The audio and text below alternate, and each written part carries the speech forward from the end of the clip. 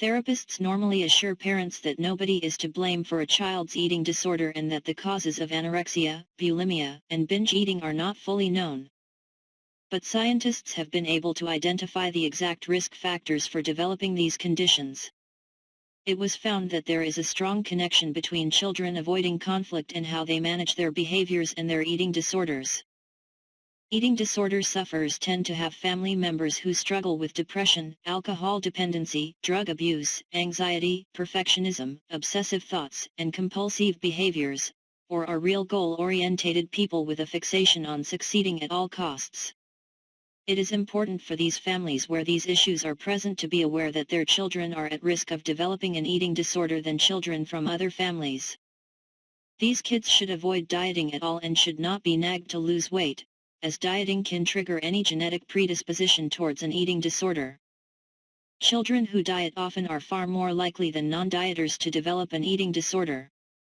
When dieting is started, it is easy for vulnerable children to become fixated on counting calories and weighing in all the time.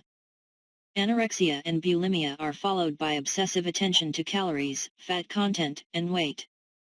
What can family and parents do to help keep their child healthy?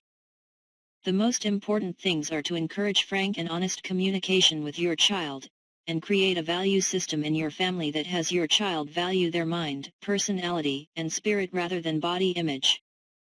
Being healthy yourself is also extremely important as it sets the best example and a role model for your child. If they take their role models from fashion magazines or TV soap operas where all the people are just perfect, then these susceptible kids are in real trouble. What other recommendation can be suitable for parents whose children could be at risk of developing eating disorders? First, it is make sure you understand and educate your child about normal healthy physical changes that happen during puberty. Some kids, especially girls, can take change in weight gain, which is just normal biological change, as a sign they are getting fat, so they start excessive dieting, that leads to an eating disorder. Second is to help your children develop healthy eating habits, exposure to a good variety of food choices, encourage your child to be involvement in making menus for family, avoiding using food as punishment, reward, or for comfort. Third, always give to your child good feedback and focus your attention and praise on their strengths and achievements.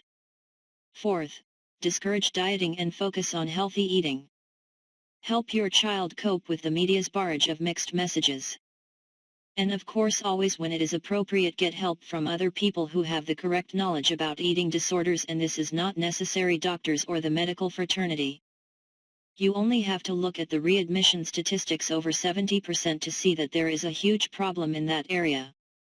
The signs to watch for are obsessive behavior around food, lying about what they are eating or don't have time to eat. They also have difficulty concentrating, suffer heart palpitations, or feeling continually cold and shaky even when it is not really cold. Read about how to deal with eating disorder sufferers on site. Click link below article.